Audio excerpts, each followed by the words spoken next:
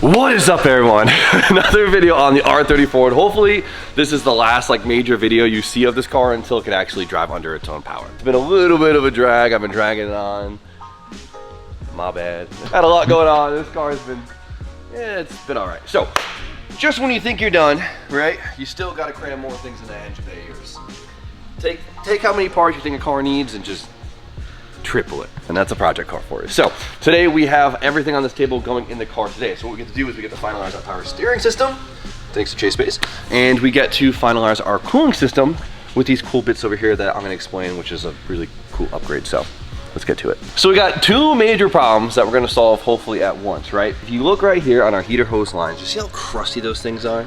The whole engine bay looks beautiful, but those not so very much. You know what, it's not even a look thing, it's just the fact that they're literally about to fall apart. This happens, it's very common on 14s, 33s, 34s, I guess 15s too, that these little plastic outlets, they get really brittle from all these heat cycles, and while they break, then you leak coolant, and everything sucks. And on top of that, now that we have this big old RB30 in here with this head drain and this 4-inch downpipe, it is really tight back here. So if we have to get heater hoses behind the head and under the intake manifold, things are super tight, and well, that's another issue. So today we're going to solve both of those at once. So to fix this issue, I got this kit off of Outside a Garage, and this thing I've been waiting for a little while because it's on back order, and this is why I've kind of delayed this. But what we have here is two pieces that will replace the outlet on the heater core that you saw. There's two crusty barbs that come into the firewall that are ready to shatter. These will now come out of the firewall, and on top of that, it will be converting it to a banjo bolt, so we can have a tight 90 off a firewall to help clear the head, right? So instead of it having to loop around, hit the head, get all crammed and be a pain in the butt, we'll have this AN line that is a tight 90 right off the firewall. 2-for-1 combo. We're gonna have to remove the dash. We don't have to remove the dash, but we have to remove a lot from underneath the dash. But it's worth it, trust me. And Spoon's super happy he's not doing it. Have we ever opened this? No, we never opened this. I don't think we did. It's the factory manual and stuff. Cool. Anything fun in here? Nothing exciting. That's cool. Cool colors. Oh, that's a cool book. That's sick. Stevie would love this. The best is the old like Japanese manual photos. It's just like the animations are so funny. Oh, here we go. What is this? Full inspection. Like for the auction sheet? No, this wouldn't be auction because there's too many good things checked off. That works. Wow, there we go. Hell yeah. That was easy. How many screws we got to take apart? The most exciting part about us finishing the cooling system today means we could actually let this thing idle for a while, let it get up to operating temp, and actually give it a little more RPM and fully hear the exhaust. All right, let's see what I forgot to disconnect, but this thing should. All right, what's in the way, buddy? Come on. Ooh, not bad. Get this thing out of here. You gotta disconnect your AC lines, by the way. So if they're charged, I'm sorry. We should have access now. Oh, there it is. So you see the two plastic pieces right there. That is our heater hose. That is our heater core inlet and outlet. So there is 4 screws on each. Take them out, put the new ones in, we should be good to go. This is so uncomfortable. Where's Ant's little ass when you need them? Can't see the last one. We got 1. And then we got 2. Oh. Oh, we're good. So now this will be replaced with this, right? So it uses the same O-ring, which is really nice. And we'll have a nice tight spot off of it. And it's metal, so we don't have to worry about it. These things just get so brittle over time. Like I've seen so many S14s fail. Like you can already hear it cracking. Yeah, I'm not squeezing very hard, but a couple heat cycles, these things will crack, and coolant is everywhere. Right there. All right, so now that's what we got right there. 2 little stubs off the firewall. It looks clean with the boots on, and then we'll have a line that sits tight. Look at that. That's way better. Not only is it something that's not gonna break, but it allows us to cram even more stuff in this engine bay without having to take up even more room. Let's prep the engine to get its new lines. Since the engine is fully dressed right now, it's gonna make the next step a little bit tricky, so I'm gonna show you guys on this RB25 we have right here. So the two main coolant ports are right here, off the back of the thermostat housing, and then one back here on the back of the block. What we have to do is convert them to -10. So this side's easy, comes with this piece, it just threads right in, it's tapered thread, -10, done. And then we have this piece, which is going to be pressing into the back of the thermostat housing, and it'll give us -10 there, and it has two extra bungs here if we want to tie into this for other things like a coolant feed for the turbo. So it's gonna be a little bit tricky with everything on the engine, but you gotta do what you gotta do. Oh, lovely. The starter is right in the way. Oh, I wish I was able to get this kit a couple months ago.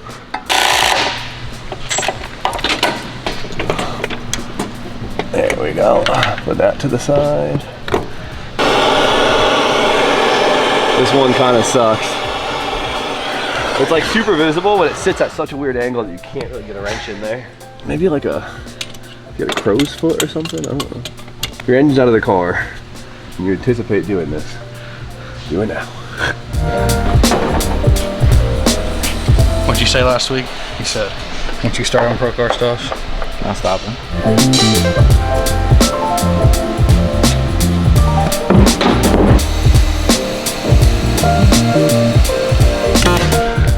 Yes, it's come to this. It always comes to this.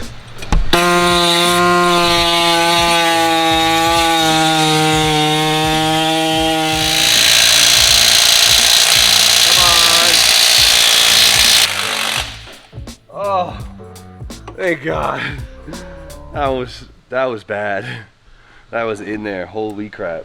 Victory is mine, bitch. So now we put this piece in, which converts it to -10. There we go. All right, so lucky for us, someone never put the pipe back in the back of the thermostat housing, so I don't have to pull it out. So I'm just gonna prep it and press it in. It's a little tight, we'll figure it out. Is that easier said than done? Yeah, it might go in easy, you don't know. There's just like really no leverage for pressing it, so. I'm gonna freeze it.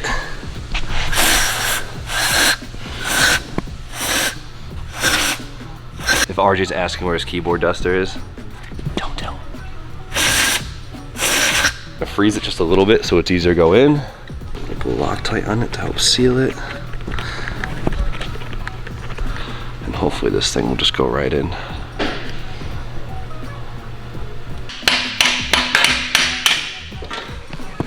All right, it's in. It's tricky, but let's get the lines in and hopefully it's not too much cramming. So we are running out of space. And then this one. It's a little snug back here because I want the harness to go above them. Damn it. There we go. Get it going. We'll use these lines to keep the engine harness up and out of the way because the downpipe's so freaking big in this car. There we go.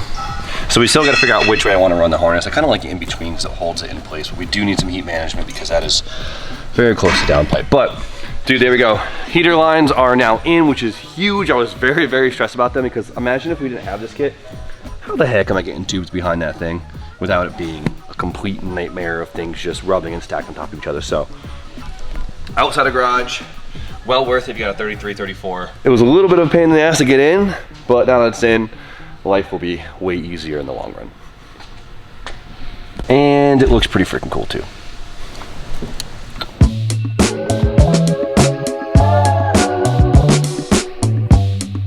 Now I see what you mean, take it out in pieces.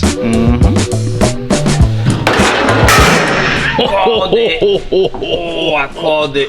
Oh, that was close. Oh, that was close. For a hand, brother. I didn't expect that to happen. Yeah. Called it. Didn't expect it to happen. Missed my head. That's all that matters.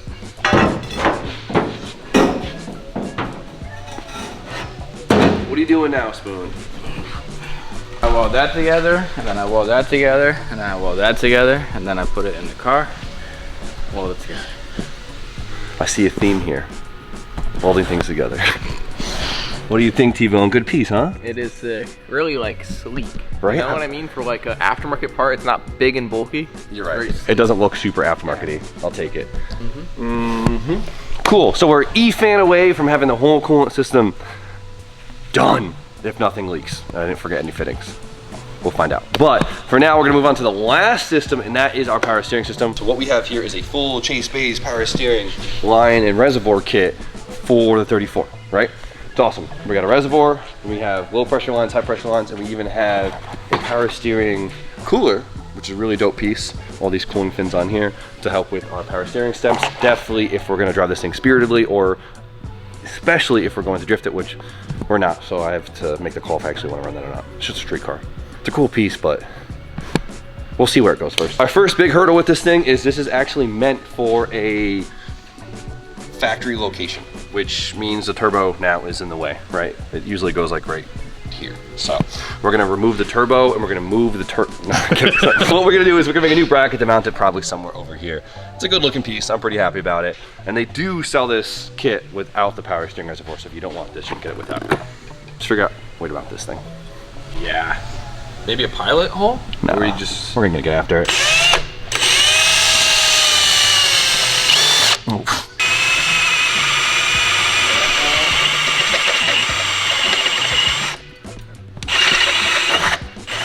She's drilling into the bay. Right through the strut. Hell yeah. What am I supposed to do about it? Come on. It hurts me to drill holes in this thing, but at least rib nuts don't look that bad. Make sure you seal the paint before you put a rib nut in, so it's just not bare metal. We say it all the time, but there we go. We're gonna utilize one OEM hole, okay?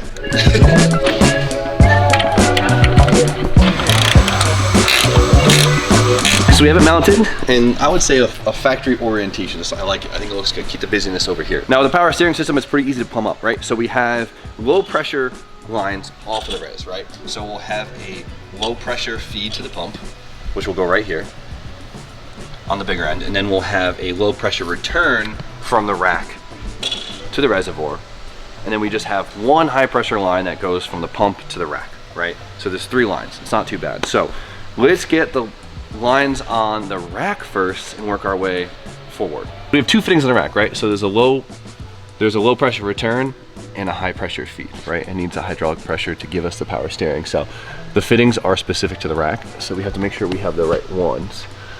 So this should just screw in. Get that in there. So now we have 2 -6 fittings on the rack, which is good to go. So we're gonna run this high pressure line to the front of the pump. We just gotta figure out what orientation is the best for our kit here.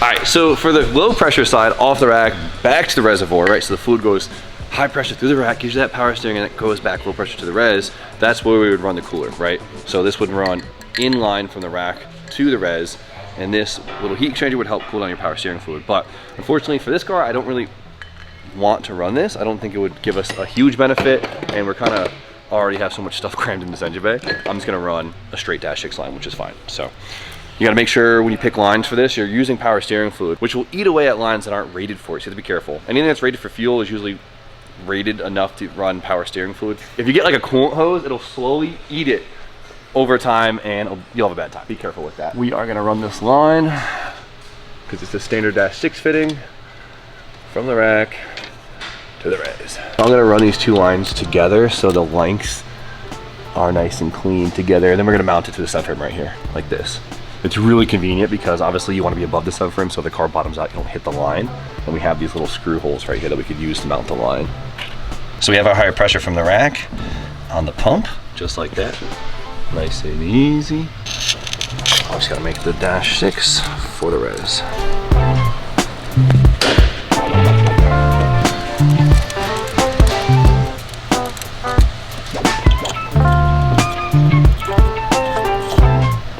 Perfect. The last piece of the puzzle is going from low pressure feed from the res to the pump. So with the kit, it converts the pump to -10, so we could do a 10 AN line as a feed line. Our only real issue here is since I have AC my compressor actually sits super close to the power steering pump. So when I convert it to dash 10, it's very, very close and it's very hard for fitment. So I'm gonna ditch the dash 10 line on this, and I'm just gonna run a dash 10 to barb off of the res, and we'll be running a hose off the factory fitting, and we'll slip onto this barb right here and then onto the factory pump, and we'll have our feed for the pump. So the only problem is I don't have the right line currently, so I do have to order that, which kind of breaks my heart because I wanted to finish it up today. But you guys saw we got the cooling system all plumbed up. We got the power steering system 95% of the way plumbed up, and we're good to go. Just remember, the last thing we have to plumb is the damn boost controller. But besides that, everything is plumbed. We can put coolant in this thing and hopefully it won't leak. We're officially putting coolant in this thing for the first time, which is stressful, right? Because what did you forget? What did I forget? What did I forget? Straight coolant? Yeah, just straight coolant. It's wintertime, not playing games. I'll probably regret this in 15 seconds. I'm feeling good. I'm feeling good. Nothing yet. Not yet. I don't know what it is about this damn engine. It's just like, I think I just have this bad, like... It's not the engine, it's the car. No, I have this bad aura that like, just like, everything that can go wrong will go wrong with this car. I don't know what it is. It's the car. Usually, you know me, I'm usually like, slap together, like start this thing, put on the dyno, we're chilling, you know what I mean? Like, this thing's just got a different aura. This thing got a bad aura. It's guilty until proven innocent, you know what I mean? It's crazy how like the vibes of cars are really a thing, you know? I also threw a fan on this thing real quick. So I did a direct mount to radiator, which usually, I like doing fan shrouds usually, but in this case, we really can't fit a fan shroud. So I decided to go with the biggest spall fan I could find. Now, since it's a street car, I'm not too worried about it, since, you know, it's just in forward driving motion. It should get plenty of air through the radiator. If it was a drift car where you're going sideways, you need a shroud. All right. Start it up and get this thermostat to open up. Cold start, I'm pretty sure is ass right now, but still gotta do it.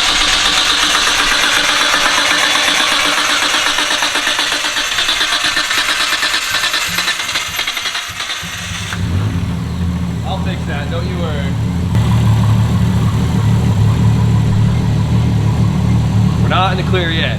Once everything gets hot, then we'll know we're in the clear, okay? She's chilling at operating temp. Head's a little noisy, but we kind of expected it. Engine's been sitting for a long time, so those lifters need to get bled, and they're gonna do it themselves, so. Now we can actually rev it up a little bit and not be so nervous on it. Dude, factory ITVs are so good. I'm so happy with factory ITVs.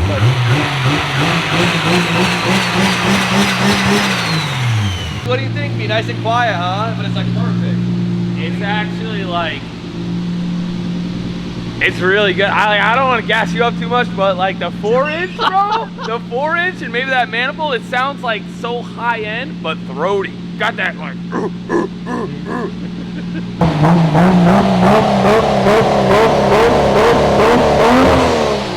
Dude, that sounds like really high end. Like that sounds like a really expensive supercar. Like, damn. Hell yeah. It's on the ground, is it? No. Alright. The thermostat open. Either it exploded underneath the car or the thermostat opened, so I'm happy to say the thermostat opened. Drink up, baby.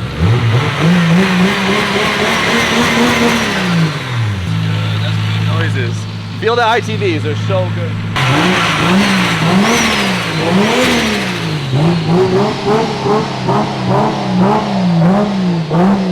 I mean, it sounds like a GTR, like it should. You know what I mean? It's great. It's loud, but it's not obnoxious. I'm nervous for the open wastegate because it's going to be so tame. Oh, it's going to sound so good. Like, we're going to find out. I mean, worst case, we recircuit, but... Nothing screams like 92,000 tuner or like an RB. Like, this is the pinnacle. This is the sound. This is the pinnacle of tuner culture.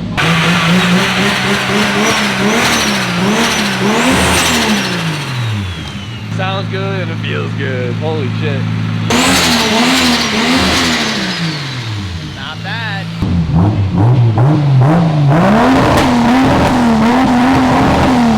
That's good. No leaks, the car runs amazing, it sounds amazing, it maintains operating temp. I honestly cannot ask for any more. I gotta get that one freaking hose to finalize the power steering system. I gotta finish up the suspension up front.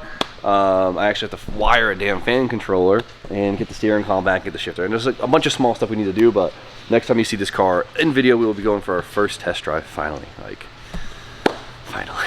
This was a huge win. I'm happy. I know you guys have heard us rev this up and stuff before, but this is like official now. There's coolant in it. We could actually leave it idling for a while. It's actually maintaining temp. We're maintaining temp. We went through the RPM procedure. We're gonna drain the oil now and get some fresh oil in it because that was its first startup braking oil.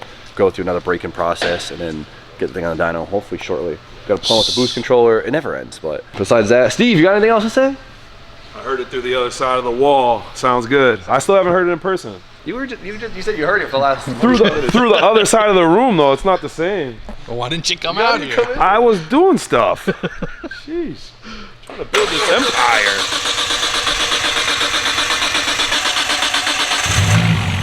I'll fix that. You want to do the honors? It feels good. It feels good? Yeah, so you gotta push this in. Like, go for it? Yeah.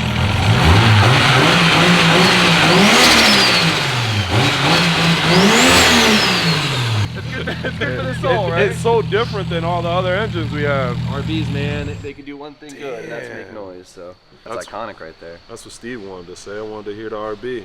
There it is. You're doing a good job, man. Thank you. You guys know the deal. Like, comment, subscribe. Stay tuned for more content. We'll see you guys very shortly. It's sad because I